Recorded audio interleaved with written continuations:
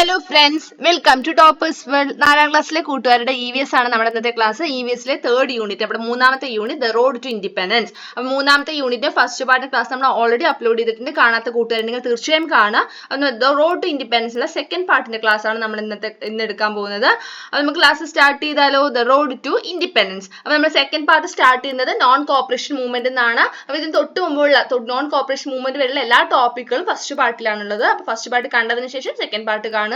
Non cooperation movement എന്താണ്? Non cooperation movement നമുക്ക് ആദ്യം നോക്കാം. Gandhiji called for a countrywide strike after the Jallianwala Bagh incident.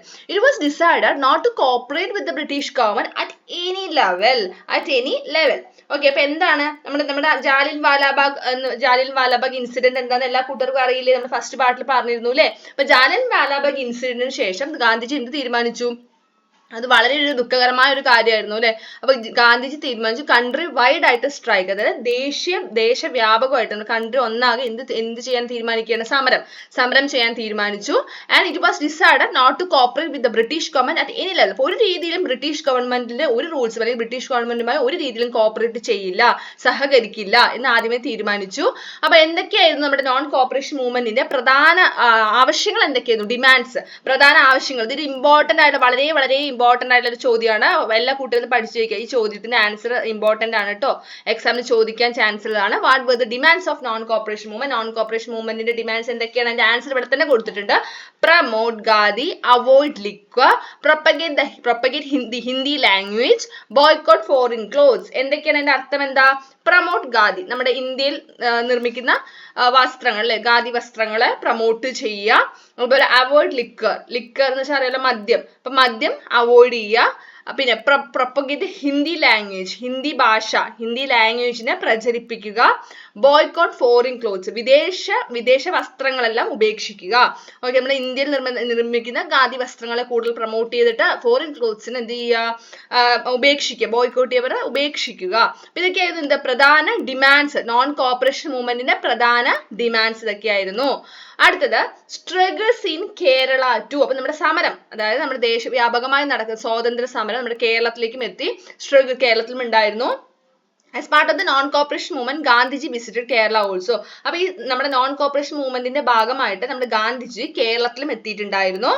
ഗാന്ധിജി's arrival provided strength and vigor to the non-cooperation movement in Kerala. അപ്പൊ നമ്മുടെ ഗാന്ധിജിയുടെ വരവ് എന്ന് പറയുന്നത് നമ്മുടെ കേരളത്തിൽ നടക്കുന്ന നോൺ കോപ്പറേഷൻ മൂവ്മെന്റിന് വളരെയധികം ശക്തി പകർന്നു.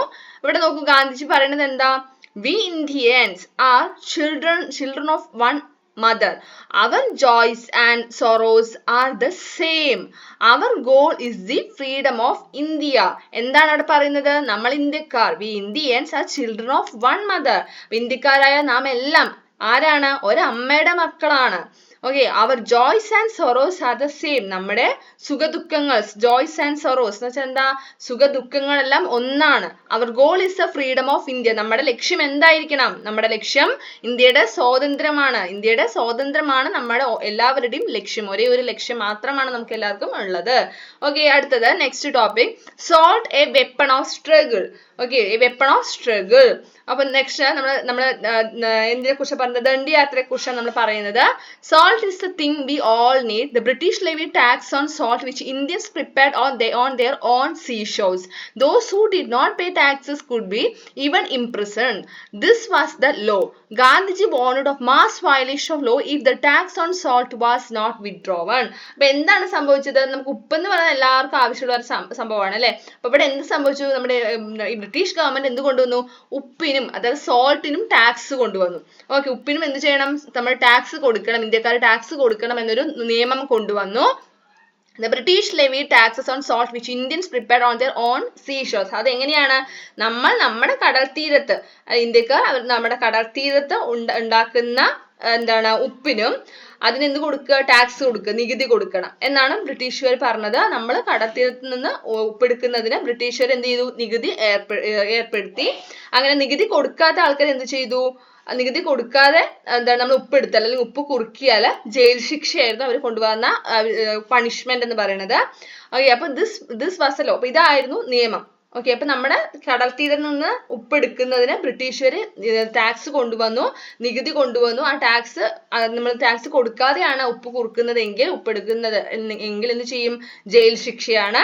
അപ്പൊ എന്തിനു വേണ്ടിയിട്ടാണ് ഇവിടെ ഒരു സ്ട്രഗിൾ നടന്നതെന്ന് വെച്ചാൽ ഉപ്പിന്റെ മേൽ ചാർത്തുന്ന ആ ഒരു ടാക്സ് അവോയ്ഡ് ചെയ്യണം, അല്ലെങ്കിൽ അത് ഒഴിവാക്കണം എന്നായിരുന്നു പ്രധാനമായിട്ടുള്ള നമ്മുടെ ഒരു ഉദ്ദേശം എന്ന് പറയുന്നത് ദണ്ഡി മാർച്ചിന്റെ. അപ്പൊ അതാണ് ഇവിടെ പറഞ്ഞത് ദണ്ഡി മാർച്ച്. വളരെ ഇമ്പോർട്ടന്റ് ആയിട്ടുള്ള ഒരു ക്വസ്റ്റ്യൻ ആണ് ദണ്ഡി മാർച്ച് എന്ന് പറയുന്നത്. ഓക്കെ, അപ്പൊ വളരെ ഇമ്പോർട്ടന്റ് ആണ്, എല്ലാവരും പഠിച്ചു വെക്കുക. പ്രധാനമായിട്ട് ചില ഇമ്പോർട്ടന്റ് ആയിട്ട് എവിടെ നിന്നാണ് സ്റ്റാർട്ട് ചെയ്തത്, ഏത് ഇയർ ആണ്, ഏത് വർഷമാണ്, ഡേറ്റ് എന്നാന്നൊക്കെ ഓർത്ത് വെക്കുക. അപ്പൊ ദണ്ഡി മാർച്ച് സ്റ്റാർട്ട് ചെയ്യുന്നത് 1930 മാർച്ച് 12 ദണ്ഡി മാർച്ച് സ്റ്റാർട്ട് ചെയ്യുന്നത്. മോർണിംഗ്, രാവിലെ. എവിടെ നിന്നാണ് സ്റ്റാർട്ട് ചെയ്യുന്നത്? സബർമതി ആശ്രമത്തിൽ നിന്നാണ് സ്റ്റാർട്ട് ചെയ്യുന്നത്. സബർമതി ആശ്രമം വോക്കപ്പ് early that day. അപ്പൊ ആ ദിവസം സബർമതി ആശ്രമം വളരെ നേരത്തെ ഉണർന്നു. എന്താണ്? thousands of people including Jawaharlal Nehru and Sarojini Naidu gathered. അപ്പൊ ഒരുപാട് എന്താണ് നമ്മുടെ ഫ്രീഡം ഫൈറ്റേഴ്സ് എല്ലാം തന്നെ അവിടെ ഉണ്ടായിരുന്നു. അവരെല്ലാവരും ഒത്തുചേർന്നിട്ടുണ്ടായിരുന്നു അവിടെ. Gandhiji told them. അപ്പൊ ഗാന്ധിജി അവരോടെല്ലാം എന്താണ് പറഞ്ഞത്? I will return only if I win or else I will offer my body to the seashore. അപ്പൊ എന്താണ് അവരോട് ഗാന്ധിജി പറഞ്ഞത്? എന്താണ്? I will return only if I win. വിജയിച്ചാൽ ഞാൻ തിരിച്ചു വരും, തീർച്ചയായിട്ടും വിജയിച്ചാൽ ഞാൻ തിരിച്ചു വരും. Or else I will offer my body to the seas. അല്ലെങ്കിലോ, ഒന്നെങ്കിൽ വിജയിക്കുക അല്ലെങ്കിൽ പരാജയപ്പെടുക അല്ലെ. അപ്പൊ വിജയിച്ചാൽ ഞാൻ തിരിച്ചു വരും, അല്ലെങ്കിൽ പരാജയപ്പെട്ടാൽ എന്ത് ചെയ്യുന്ന പറയണത്? ഇതിന്റെ മലയാളത്തിൽ എങ്ങനെ പറയാ? ഒന്നുകിൽ ലക്ഷ്യം നേടി ഞാൻ തിരിച്ചു വരും, പരാജയപ്പെട്ടാൽ ഞാൻ എന്റെ ശരീരം സമുദ്രത്തിന് സമർപ്പിക്കും എന്നാണ് ഗാന്ധിജി പറഞ്ഞത്. Gandhiji and his followers walked a long distance of about 388 kilometers from Sabarmati to the shores of Dandi. അപ്പൊ എവിടെ തൊട്ട് എവിടം വരെയായിരുന്നു നടന്നത്? എന്താണ്? സബർമതിയിൽ നിന്ന് കാൽനടയായിട്ട് ഏകദേശം ഒരു 388 kilometers ദൂരമായിരുന്നു. ആ ഒരു വെയിലില്, ആ ഒരു പൊള്ളുന്ന വെയിലില് ഗാന്ധിജിയും അതേപോലെ അദ്ദേഹത്തിന്റെ ഫോളോവേഴ്സും എവിടെ എത്തിയത്? ദണ്ഡി കടപ്പുറത്ത് എത്തിയത്. ഓക്കെ, ദണ്ഡി എന്ന് പറഞ്ഞത് ആ കടപ്പുറത്തിന്റെ പേര് ദണ്ഡി കടപ്പുറത്താണ്. അവിടെ വരെയായിരുന്നു അവർ നടന്നത്. അത് മൊത്തം 388 kilometers ആയിരുന്നു. And in front of an on-looking crowd, Gandhiji took a handful of salt and raising his hand said, "This handful of salt is the symbol of strength." അങ്ങനെ അവിടെ എത്തി. അവിടെ എന്ത് ചെയ്തു? ഗാന്ധിജി എന്ത് ചെയ്തു? അവിടെ നിൽക്കുന്ന ജനങ്ങളെ നോക്കി അദ്ദേഹം എന്താ ചെയ്തു? ഒരു പിടി ഉപ്പ് വാരിയെടുത്ത് വലം കയ്യിൽ അത് ആകാശത്തേക്ക് ഉയർത്തിപ്പിടിച്ചിട്ട് എന്താ അദ്ദേഹം പറഞ്ഞത്? ഗാന്ധിജി എന്ത് പറഞ്ഞു? ഈ ഒരു പിടി ഉപ്പ് ശക്തിയുടെ പ്രതീകമാണ്, സ്ട്രെങ്ത്തിന്റെ പ്രതീകമാണ് എന്നാണ് ഗാന്ധിജി പറഞ്ഞത്. എന്നിട്ട് എന്ത് ചെയ്തു? എന്താണ് ഇവിടെ? This handful of salt is a symbol of strength. This fist may be crushed, but the salt will not be given up. അല്ലെ, എന്താ പറയുന്നത്? ഫിസ്റ്റ് എന്ന് വെച്ചാൽ മുഷ്ടി, കണ്ടങ്ങനെ പിടിച്ചു നിൽക്കുന്ന ഈ ഒരു ഭാഗം. അപ്പൊ ഇത് വേണമെങ്കിൽ തകർത്തേക്കാം, എന്നാൽ ഈ ഉപ്പ് ഒരിക്കലും വിട്ടുകൊടുക്കില്ല എന്നെന്ത് ചെയ്തു? ഗാന്ധിജി എന്താണ് പറയുകയാണ് ചെയ്തത്. അങ്ങനെ ഇന്ത്യൻ സ്വാതന്ത്ര്യ സമര രംഗത്ത് ഉപ്പ് എന്തായി? ശക്തിയുടെ തന്നെ ഒരു സിമ്പിളായി മാറുകയാണ്. സോൾട്ട് എന്ന് പറയുന്നത് സ്ട്രെങ്ത്തിന്റെ സിമ്പിൾ ആയിട്ട് മാറുകയാണ്. Salt became the symbol of strength. The violation of the salt law marked the beginning of the disobedience movement in the country. അപ്പൊ ഉപ്പ് നിയമം ലംഘിക്കപ്പെട്ടതോടെ രാജ്യത്ത് നിയമലംഘന സമരത്തിന് തുടക്കമാവുകയാണ് ചെയ്യുന്നത്. ഡിസൊബീഡിയൻസ് മൂവ്മെന്റിന് സ്റ്റാർട്ട് ആവുകയാണ് ചെയ്യുന്നത്. അപ്പൊ അടുത്തത് നമ്മുടെ എന്താണ്? കേരള ആൻഡ് സോൾട്ട് സത്യാഗ്രഹ. ഇവിടെ ഒരു ഗാനം കൊടുത്തിട്ടുണ്ട് അല്ലെ, സ്വാതന്ത്ര്യ സമര ഗാനമാണ് കൊടുത്തിരിക്കുന്നത്. അപ്പൊ എല്ലാ കൂട്ടുകാർക്കും അറിയാലോ, നമ്മുടെ വരിക വരിക സഹചര്യം തുടങ്ങുന്ന ഒരു സ്വാതന്ത്ര്യ സമര ഗാനമാണുള്ളത്. ഇത് എഴുതിയിരിക്കുന്നത് ആരാണ്? അമിഷി നാരായണ പിള്ളയാണ് എഴുതിയിരിക്കുന്നത്. ഏതാണ് പാട്ട്? നമ്മുടെ സ്വാതന്ത്ര്യ സമര ഗാനം വരിക വരിക സഹചര്യം വലിയ സഹന സമരമായി തുടങ്ങുന്ന സ്വാതന്ത്ര്യ സമര ഗാനമാണത്. Such songs provided more enthusiasm to the struggle for the freedom. Singing these songs, the Satyagrahis set for the Payyanur seashore in Kannur to violate the law on salt tax. K. Kelappan led the protest in Kerala. Later, he came to be known as Kerala Gandhi. Many leaders, including Gandhiji, who took part in the salt satyagraha, were arrested. They were brutally beaten up by the police. അപ്പൊ ഇവിടെ എന്ത് സംഭവിച്ചത്? അപ്പൊ ഇത്തരം സ്വാതന്ത്ര്യ സമര ഗാനങ്ങൾ എന്തിനെ സഹായിച്ചു? നമ്മുടെ സമരത്തിന് ആവേശം കൂട്ടാൻ തന്നെ ഹെൽപ്പ് ആവുകയാണ് ചെയ്യുന്നത്. അപ്പൊ ഇങ്ങനെയുള്ള സ്വാതന്ത്ര്യ സമര ഗാനങ്ങൾ ആലപിച്ച് അല്ലെങ്കിൽ പാടിക്കൊണ്ടാണ് സത്യാഗ്രഹികൾ എന്ത് ചെയ്തത്? ഉപ്പ് നികുതി നിയമം ലംഘിക്കാൻ കേരളത്തില് നമ്മുടെ ഉപ്പ് നികുതി നിയമം ലംഘിക്കാൻ എവിടെയാണ് നമ്മുടെ കണ്ണൂരിലെ പയ്യന്നൂർ കടപ്പുറത്തേക്കാണ് യാത്ര ചെയ്തത്. ഓക്കെ, കണ്ണൂരിലെ പയ്യന്നൂർ കടപ്പുറത്തേക്കാണ് യാത്ര തിരിച്ചത്. കേരളത്തിലെ സമരത്തിന് കേളപ്പനാണ് നേതൃത്വം നൽകിയത്. നമ്മുടെ ഫ്രീഡം ഫൈറ്റർ ആയിട്ടുള്ള കേളപ്പനാണ്. അപ്പൊ അദ്ദേഹത്തെയാണ് കേരള ഗാന്ധി എന്ന് അറിയപ്പെടുന്നത്. അപ്പൊ ഇതൊരു ഇമ്പോർട്ടന്റ് ആയിട്ടുള്ള അടുത്തൊരു ചോദ്യമാണ്, ആരാണ് കേരള ഗാന്ധി? ഓക്കെ, ആരാണ് കേരള ഗാന്ധി? കേരള ഗാന്ധി എന്ന് അറിയപ്പെടുന്നത് ആരാണ്? കേളപ്പനാണ്. Okay, and many leaders including Gandhiji who took part in the salt satyagraha were arrested. അപ്പൊ ഉപ്പ് സത്യാഗ്രഹത്തിന് പങ്കെടുത്ത ഗാന്ധിജി അടക്കമുള്ള പല നേതാക്കളെയും പോലീസുകാർ അറസ്റ്റ് ചെയ്തിട്ട് വളരെ ബ്രൂട്ടലി ബീറ്റ്, വളരെ ക്രൂറായിട്ട് തന്നെ അവർ എന്ത് ചെയ്തിട്ടുണ്ടായിരുന്നു? പോലീസുകാർ മർദ്ദിച്ചിട്ടുണ്ടായിരുന്നു. Identify a similar protest in Kerala related to the freedom struggle. ഇവിടെ എന്ത് ചെയ്യാനാണ് പറയുന്നത്? സ്വാതന്ത്ര്യ സമരവുമായി ബന്ധപ്പെട്ട് കേരളത്തിൽ നടന്ന മറ്റ് സ്ട്രഗിൾസ്, മറ്റ് പോരാട്ടങ്ങൾ ഏതെല്ലാമാണെന്നാണ് ചോദിക്കുന്നത്. കേരളത്തിൽ നടന്ന, ഇവിടെ ഒന്ന് കൊടുത്തിട്ടുണ്ട്, എന്താണ്? മലബാർ റിബല്ലിയൻ അല്ലെ, മലബാർ കലാപമാണ് ഇവിടെ എഴുതിയിരിക്കുന്നത്. പിന്നെ ഏതൊക്കെ നമുക്ക് എഴുതാൻ പറ്റും? ഗുരുവായൂർ സത്യാഗ്രഹ, വൈക്കം സത്യാഗ്രഹ, ഇതുപോലെ ഫ്രീഡം സ്ട്രഗിളുമായി ബന്ധപ്പെട്ട്, നമ്മുടെ സ്വാതന്ത്ര്യ സമരവുമായി ബന്ധപ്പെട്ട് കേരളത്തിൽ നടന്നിട്ടുള്ള ചില സ്ട്രഗിൾസ് ആണ്. നമ്മുടെ കേരളത്തിലെ ഫ്രീഡം ഫൈറ്റേഴ്സ് ആണ് ഇവിടെ ഈ ബോക്സിൽ കൊടുക്കുന്നത്. നമ്മുടെ കേരളത്തിലെ ഫ്രീഡം ഫൈറ്റേഴ്സിന്റെ പേരാണ്. അപ്പൊ ഇത് ഓർത്ത് വെക്കുക. നമ്മൾ കേളപ്പനെ പഠിച്ചു അല്ലെ. പിന്നെ ആരൊക്കെയാണുള്ളത്? കേളപ്പൻ ഉണ്ട്. പിന്നെ ആരൊക്കെയാ? T K. Madhavan, Muhammad Abdurahman, K P. Kesava Menon, A K. Gopalan, Akkamma Cherian, Kuttimalu Amma etcetera were the main leaders who led the freedom struggles in Kerala. Next അടുത്ത ഇമ്പോർട്ടന്റ് ആയിട്ടുള്ള ടോപ്പിക് ആണ് quit India. Next important topic എന്താണ്? Quit India. ക്വിറ്റ് ഇന്ത്യ നടന്ന വർഷം ഏതാണ്? 1942. 1942ലാണ് ക്വിറ്റ് ഇന്ത്യ നടന്നത്. വളരെ വളരെ ഇമ്പോർട്ടന്റ് ആയിട്ടുള്ള ഒരു ടോപ്പിക് ആണ് കേട്ടോ quit India. Jawaharlal Nehru presented the Quit India resolution at the Congress session held in Bombay. Then Gandhiji called for the ultimate struggle for freedom. Okay, അപ്പൊ എവിടെ ആരാണ് പ്രസന്റ് ചെയ്ത് ഈ ഒരു പ്രമേയം അവതരിപ്പിച്ചത്? ആരാണ്? ബോംബെയിൽ നടന്ന കോൺഗ്രസ് സമ്മേളനത്തിൽ ജവഹർലാൽ നെഹ്റു ആണ് ക്വിറ്റ് ഇന്ത്യ പ്രമേയം അവതരിപ്പിച്ചത്. ക്വിറ്റ് ഇന്ത്യ റെസൊല്യൂഷൻ പ്രസന്റ് ചെയ്തത് എന്താണ്? കോൺഗ്രസ് സെഷനിൽ പ്രസന്റ് ചെയ്തത് എവിടെ വെച്ചായിരുന്നു? ബോംബെയിൽ വെച്ചിട്ട്. ആരാ പ്രസന്റ് ചെയ്തത്? ജവഹർലാൽ നെഹ്റു ആണ് പ്രസന്റ് ചെയ്തത്. ഓക്കെ, അപ്പൊ അത് എന്ത് ചെയ്തു? സ്വാതന്ത്ര്യത്തിന് വേണ്ടിയുള്ള അന്തിമ സമരത്തിന് ഗാന്ധിജി ആഹ്വാനം ചെയ്തു. Then Gandhiji call for the ultimate struggle for freedom. അവസാനത്തെ ഒരു അന്തിമമായിട്ടുള്ള ഒരു സ്ട്രഗിളിന് ഗാന്ധിജി ആഹ്വാനം ചെയ്യാണ്. Let us prepare for the ultimate struggle, a strong struggle that excel all earlier struggles. Till now we protested in a peaceful way. Now it is time to finish this up as early as possible. The slogan Quit India, initial meaning leave India, added vigor to the struggle. Do or die. The exhaustion of Gandhiji was taken up by the masses. Everyone, including students, joined the struggle. We observe August 9 as Quit India Day. We have several other leaders who fought bravely for freedom. Let us familiarize them. അപ്പോൾ എന്താണ് സംഭവിച്ചത്? Let us prepare for the ultimate struggle. അന്തിമമായിട്ടുള്ള ഒരു സമരത്തിനാണ് തുടക്കം കുറിക്കുകയാണ് അവിടെ ചെയ്തത്. അങ്ങനെ എല്ലാ സമരങ്ങളും പിന്നിലാക്കുന്ന ഒരു ഉഗ്ര സമരമായിരിക്കണം, അൾട്ടിമേറ്റ് ആയിട്ടുള്ള സ്ട്രഗിൾ ആയിരിക്കണം ഇത്. ഇതുവരെ നാം സാമ്യമായ രീതിയിലാണ് നമ്മൾ സമരം ചെയ്തത്, സൗമ്യമായിട്ട് വളരെ എന്താണ് പീസ്ഫുൾ ആയിട്ട് രീതിയുമായിട്ടാണ്, വയലേഷൻ ഒന്നും ഇല്ലാതെയാണ് എന്ത് ചെയ്തത്? സമരം ചെയ്തത്. അപ്പൊ ഇനി കാര്യങ്ങൾ എത്രയും വേഗത്തിൽ നീക്കാമോ അത്രയും വേഗത്തിൽ തന്നെ നീക്കണം എന്നാണ് നമ്മുടെ ഗാന്ധിജി പറഞ്ഞത്. ക്വിറ്റ് ഇന്ത്യ എന്ന് പറഞ്ഞാൽ എന്താ? നമ്മുടെ ഇന്ത്യ വിട്ടു പോകണം എന്ന്. ക്വിറ്റ് ഇന്ത്യ, ലീവ് ഇന്ത്യ എന്നാണ് ബ്രിട്ടീഷുകാർക്ക് പറയുന്നത്. ഇതിന്റെ സ്ലോഗൻ പോലെ പറയുകയാണ്. എന്താണ് സ്ലോഗൻ? എന്തായിരുന്നു? ക്വിറ്റ് ഇന്ത്യയുടെ സ്ലോഗൻ ആണ് അല്ലെ നമ്മുടെ quit India, add vigour to the struggle, do or dye.